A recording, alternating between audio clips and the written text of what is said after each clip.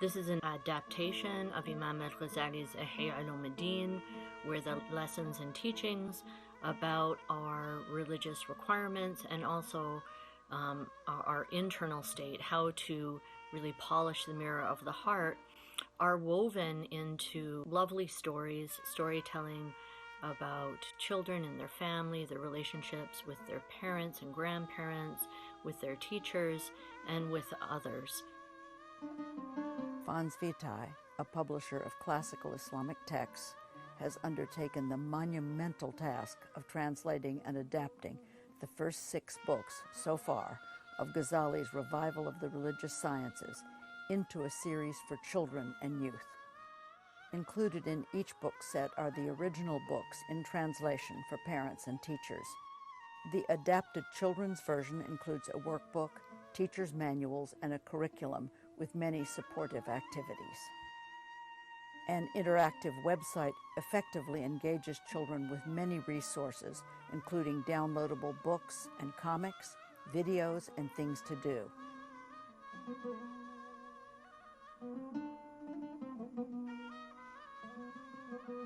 Kids film themselves play acting vices and virtues and post these on the website.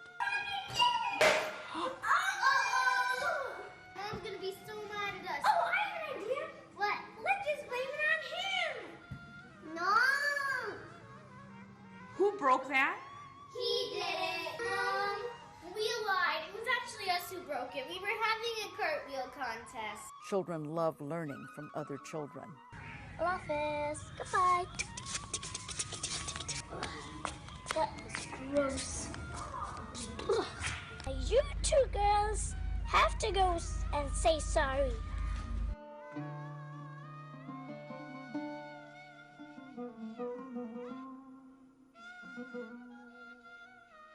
We started with very few kids, but I had a vision for the school, and it was to make it something that was excellent and different from what was being delivered elsewhere, so that the kids came and had a buzz about being here, that they loved to be here, and they would go home wanting to come back the next week, that they would develop a love for their deen. There's no doubt that the Ghazali Children's Project has actually been transformational for our school. It's really helped the children have a deep and spiritual understanding of the key aspects of Islam. We read through the chapters, see what we think of the key elements. Yes. Look at the curriculum. And then we'll look at the curriculum. We'll pick out the main points, and then we can use this Ghazali book, which is the workbook, and it connects. And we also try and bring in as many personal stories as possible as well. Yes, don't we? yes. We try and tell a story about ourselves. Yeah, because then the children think it's not something abstract. It's something that you faced. I was angry. I did this. But the things that they remember are the things that they've drawn or seen. Yeah, I think. yeah, it's true experience. Yes. When they get actual experience, practical, visual. I think the children, we found out last year that the children really love the practical side of it, and we write it with the view to upgrade it for the older children. Yes. And to bring it lower to the level of the younger children. Yes. I mean, there's no doubt that the kids of all ages benefit greatly from examples and stories, parables, and things that illustrate a key point, like the sand activity, where the kids had to hold some sand in their hand, and then the sand slipped through their fingers on the floor, and it was trying to illustrate the point that if you say something that hurts someone else, it's very difficult to take it back. The younger kids engaged with that really well. Because you almost feel like in this class you're more in touch with your spirit, and you also said your inner self, because you are more your spirit, which is your inner self, aren't you? More than your outward self. To be honest with you, the program is so rich, it's so vast. It's not something that has to be memorized, it's not something that has to be facts kind of poured into a child, it's more something that's absorbed simply by being present with the teacher. And so when the teacher is able to tell a story using her own words, her own voice, and get that message across, it's the most impactful. When we get to teenagers essentially are just young adults. Let it be their own reflection, let it be their own lives. And that's why discussions and debates are cool, because you get to hear more from them. It's really just fun. It's not like a boring book. It's really fun, and it teaches you stuff which you might not have known. And he teaches like stuff like how to do the wudu. The Hajj Abdullah talks about interesting topics. The children think of a lot of interesting stuff. So that's pretty much why I'm addicted to the series. Before I went, I cleaned my heart up. At first, I know just because I wanted to clean it up, but like I actually literally cleaned my heart up. It's now completely golden. It's sitting on my room wall, completely golden. Oh, that's fantastic. Must feel good. The really good thing that I think has come out of seeing the kids this year was to do some recap sessions on the work that they had already covered. And it was very easy to see how much they had learnt, and all of the aspects of the Ghazali Children's Project involving self-development and spiritual understanding was quite deep set in many children already. Oh, I see, cried Bilal. What they are teaching us saves us. That special real learning saves us from wasting our lives and makes it possible for us to go to the heavenly garden. Why did Imam al-Ghazali write a story about an ant?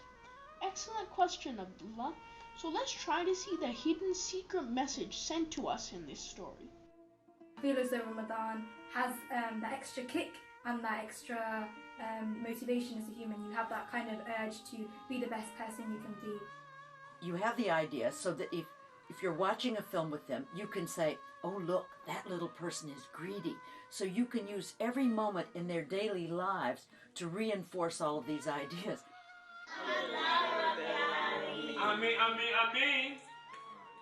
The second heart, however, is invisible and you cannot see it. This heart is a spiritual heart. Just like your physical heart, your spiritual heart needs great care and love. May Allah bless us all and bless us knowledge. Ameen.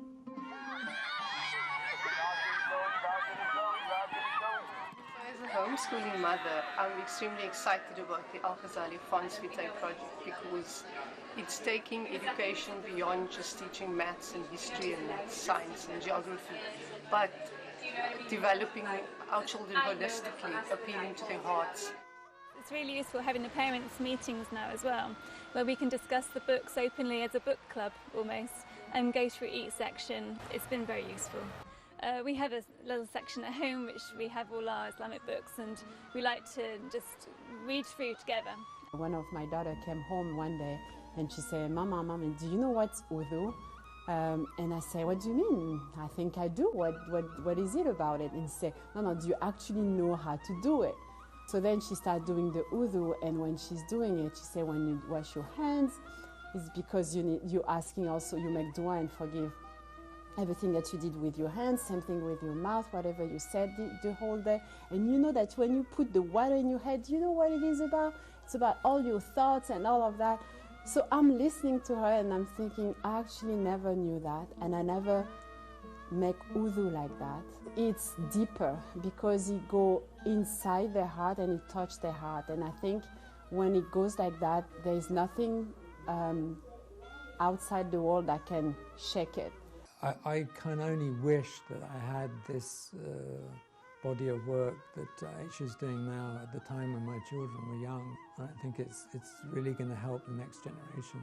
It's also about you embodying that as well. So it's not okay, here are these theoretical concepts and let me go and teach that to my child. That's part of it, but you have to embody that yourself. So it's kind of like this back and forth process where it's like I'm teaching it to my child, but it also is directly impacting me as well because I have to live that in order to teach that as well. Is it a chapter in a book that's going to work, or what they see mommy doing all the time? Yeah. So it's really a community change. Yeah. It really isn't just, it's not just telling children things in play school or Islamic school or regular school.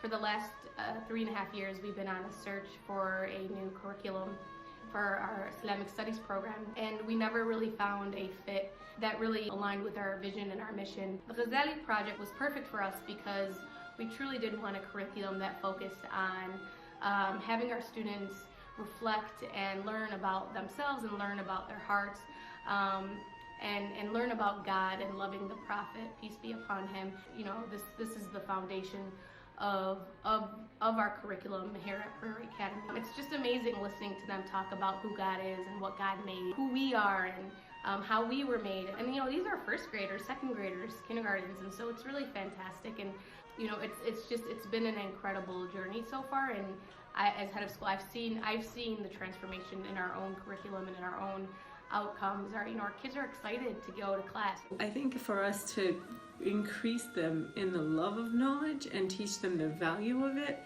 initially is the most brilliant thing that we can do for them. When they understood that by seeking knowledge, the angels are coming down and the fish in the sea are making dua for them, and there's this concept of like knowledge being so sacred and so precious and so important, then I think they can seek knowledge anywhere. They can find information from anywhere. It's about action, but also spiritualizing action. If we prepare them for the world of work, a key concept is emotional intelligence. Because we had some gems, like some of our lessons were really amazing, and you realize it's not me or somebody else, there's something else involved. So. It's true. In the lunch break, we're all going around looking at what the kids have done and what the teachers have planned, and we're always taking pictures, and there's a real atmosphere it's a lively atmosphere, and there's a buzz about it, and it's something that's very special. And I think it reflects the barakah that's in this project, because it's the sincerity with which the books are written. 100%. And it's also the sincerity with which the teachers deliver it, and the way in which the children receive it. The whole thing is just a beautiful thing.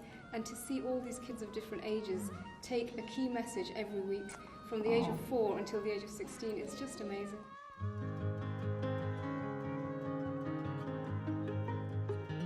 So if you could please show the video of the children's play acting. Let's have a contest to see who can do the most cartwheels. Yeah!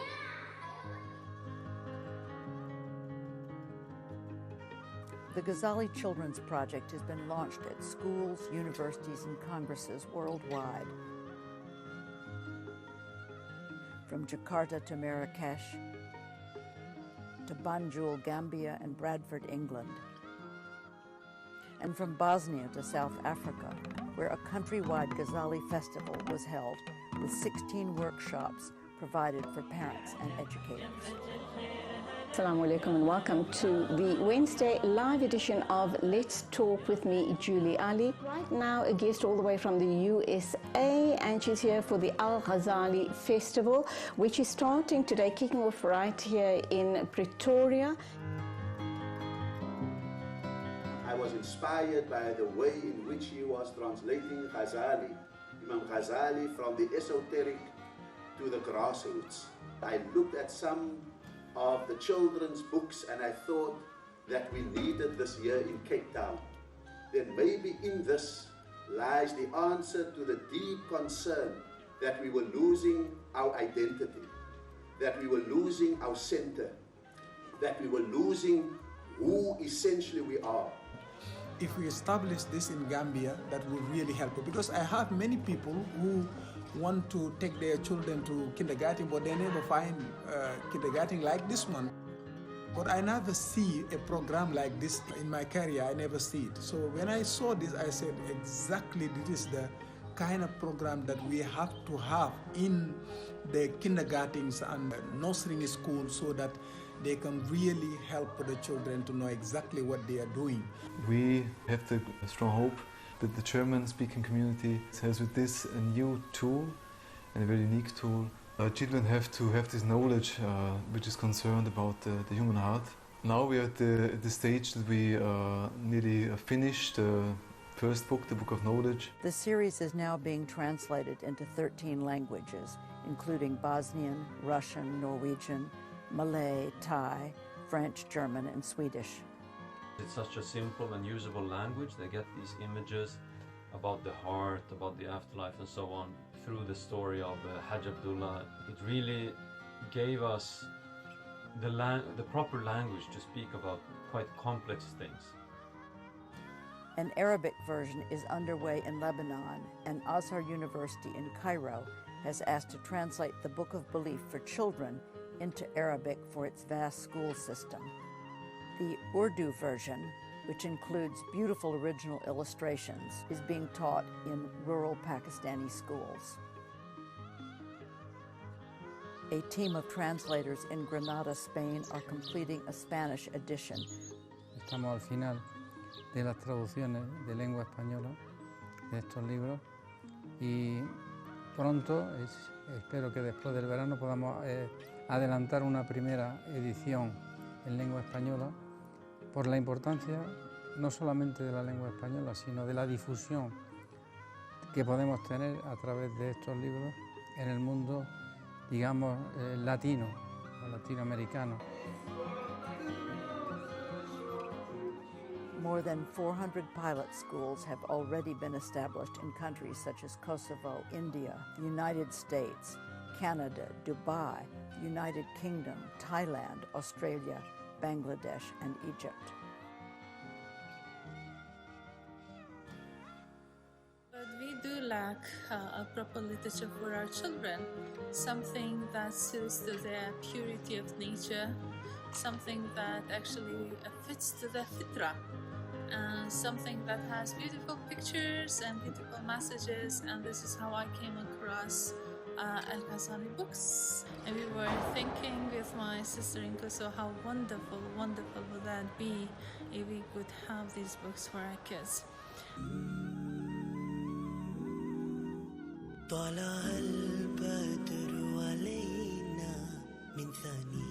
ये कहानी हमें याद दिलाती है इमाम गजाली की। अगर हमारे घर कोई बादशाह या मलका है तो वो Among the many schools in Pakistan using the system are Meme Academy and Sitara. Imam al-Ghazali was an Islamic scholar and used to give sermon in Nizamiya University at the age of 34. He traveled for 14 years, and you want to know who is God. The ladder of good deeds to heaven. इमाम गजाली के फरमान को मद्देनजर रखते हुए हमने ये जन्नत तक पहुंचने का Take care of your pigs. Children from Singapore's Little Sahaba School send in brilliant art for the Ghazali Children's website. And this is where I see a lot of value in the books that has been developed by the Al-Ghazali initiative. Wonderful, amazing work. I know there are families in Singapore who are using this book. I'm really grateful that Prairie Academy had the opportunity to implement the Ghazali Children's Project. It's been phenomenal for the students, the staff, and the entire Prairie Academy community. To know that we have such a beautiful and authentic and true way of teaching our children about the nature of God and His existence and our beautiful religion, and to see them appreciate it through the prism of Imam al-Ghazali has really been a blessing for us. He was interested in destroying the idols of the ego, and that was the idol that he was engaged in dismantling and deconstructing. And in that way, he will continue to be relevant for all time. Long term, I would like to incorporate some of the Ghazali teachings in our character education curriculum. We never really talk about polishing the heart. We never talk about the spirit of a person. What the Ghazali Project talks about and deals with is educating the spirit, educating the heart, educating the entire individual. This project, for all of us, teachers, parents, or students, or young people, it allows us to reclaim and reconnect with our true nature, our original nature. Inshallah, I'm sure that this project will help all of us to do that, no matter what age or stage of development we're at. And I am absolutely thrilled with the opportunity that avails our children today and our teachers and our parents with this Ghazali program. It is an opportunity for our children to start on the right path of belief, to start on the right path of principles, not to be raised in a vacuum of spirituality, but to be raised soaking in the spirituality behind all of the very, very important rituals and acts of belief that we want to teach our children. We want to teach them how to pray. We want them to love the prayer. Well, there's nothing like the Ghazali's Children's Project. It's unique, it's groundbreaking, and it's a treasure for our children. Personally, it's changed my dynamic in my relationship with my children. It gives us a language to communicate. by really showing their golden hearts. That concept has just blossomed into a whole school culture. The wudu time and the wudu experience has transformed. The prayer experience has completely transformed. We see the students who are making their own adhan and coming calmly into the prayer space, sitting down, praying, staying focused. It's been a very, very transformative and beautiful experience. I basically fell in love. I felt this is the appropriate language. This is very, very good for the children. It boosts their morale. It talks about the children as a microcosm of this universe, and I think we owe it to our children, to our grandchildren, to have these books at our homes and to share and to read with them. The Hujjat al-Islam, the proof of Islam, is unmistakably and uncontroversially Imam al-Ghazali. Ghazali as a basic theme, and his great work, The Revival of the Religious Sciences, as the focus for our project, one of the most important literary, cultural, religious projects that one could imagine in the 21st century. He is Hujjat al-Islam, he's the proof of Islam, he was always understood to be that. For me, I think after that first 3 generations, he's the single most important Muslim that ever lived.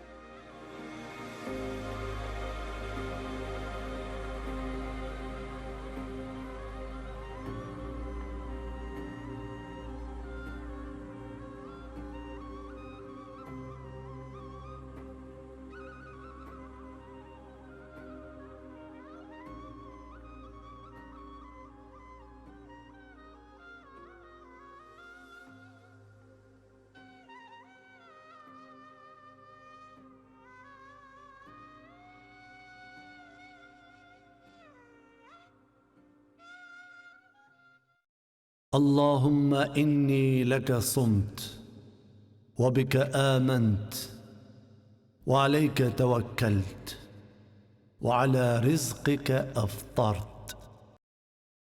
Gospodaru moj, zbog tebe postim, u tebe vjerujem, na tebe se oslanjam i tvojom hranom se iftarim. الله أكبر الله أكبر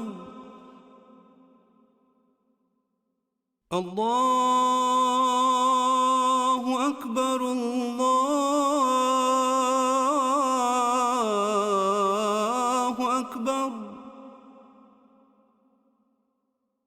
أشهد أن لا إله إلا الله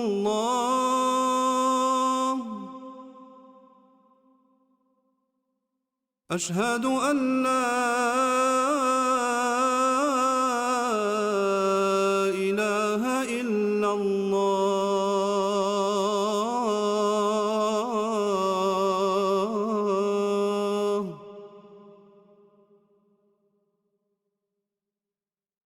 أشهد أن محمدًا رسول الله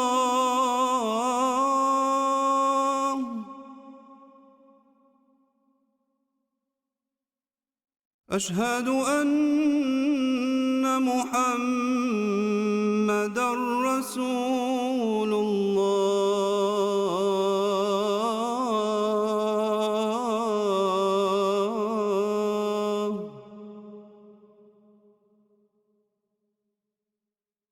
حي على الصلاة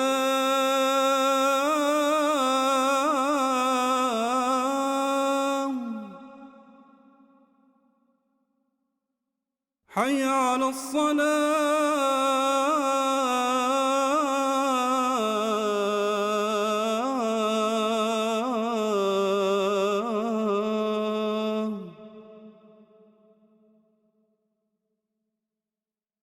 حي على الفلاح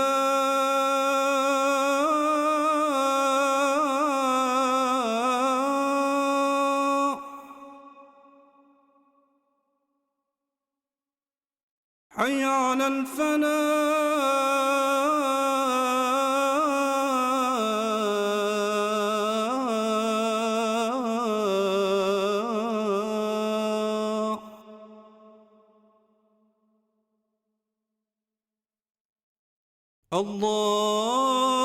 الله أكبر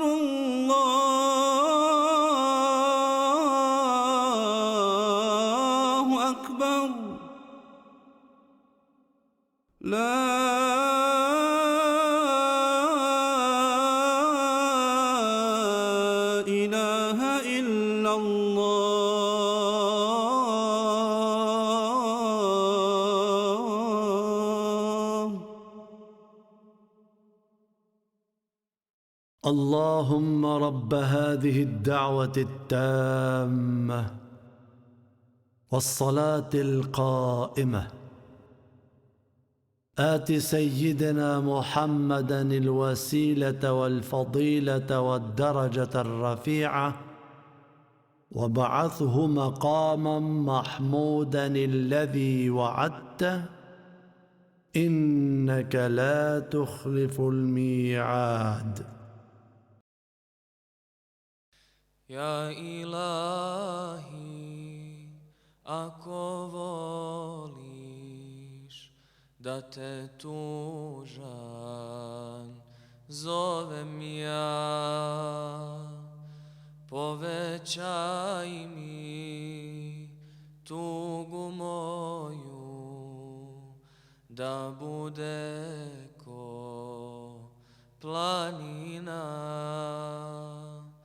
Ja Ilahi, ako voliš da te veso zovem ja, povećaj mi radost moju da bude ko okean.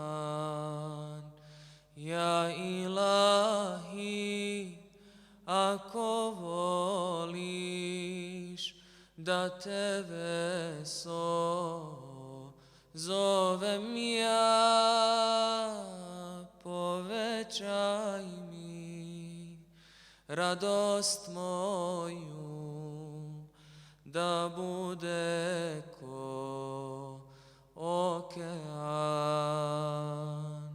Ja Ilahi, ako bolest moje tijelo obori, podaj mi je ko Ejubu, samo srce da zbori. Ja Ilahi, ako umed kašika mi upane, daj mi iman Sulejmanov vjetar i konje vrane. Ja Ilahi, ako umed kašika mi upane, daj mi iman Sulejmanov vjetar i konje vrane. Ja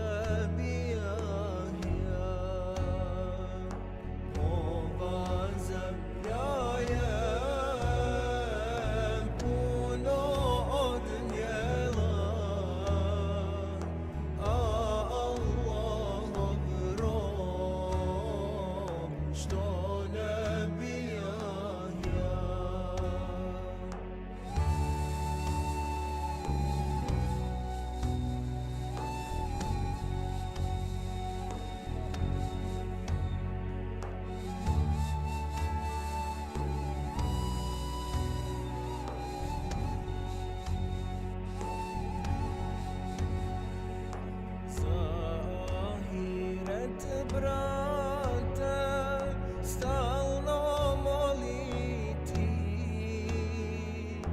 jer na ovom dunja nećeš ostati,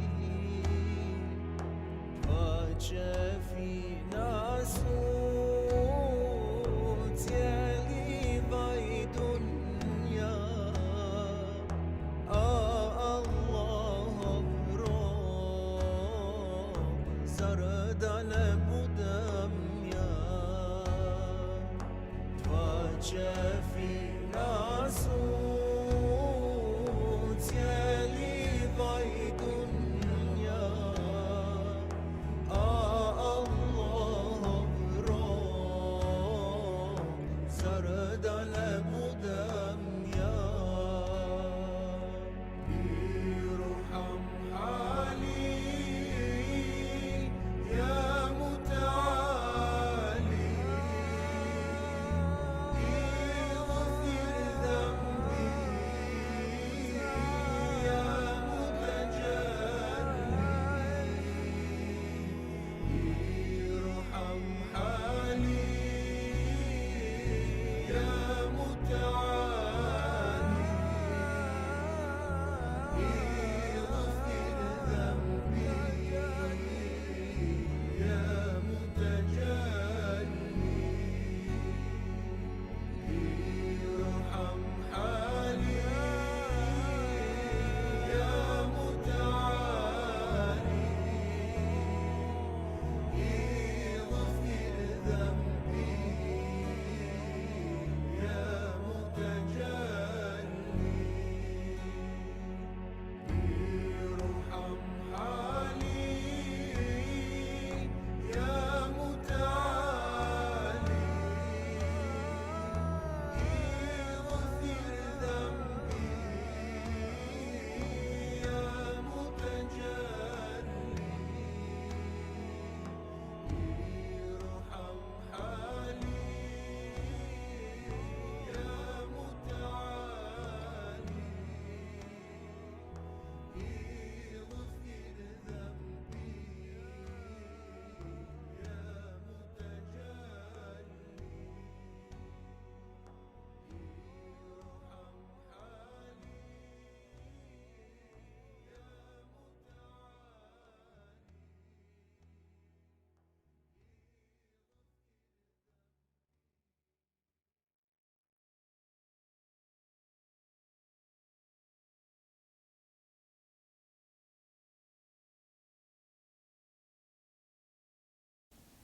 Devetnaesti dan.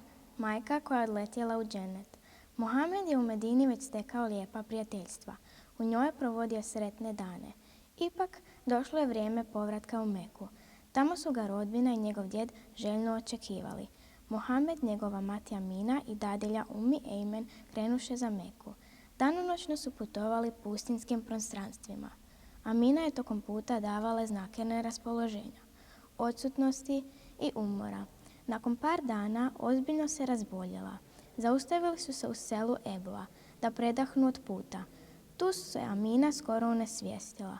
Mohamed je odmah pritrčao i čvrsto zagrlio svoju iznemoglu majku koja je imala visoku temperaturu. Zbunjen, trčkarao je amo tamo. Nije imao nikakva rješenja. Snaga i dah Aminu su sve više napuštali. Bio je svjestan da je njegova majka teško bolesna. Položio joj je glavu na svoje krilo i počeo plakati u sebi.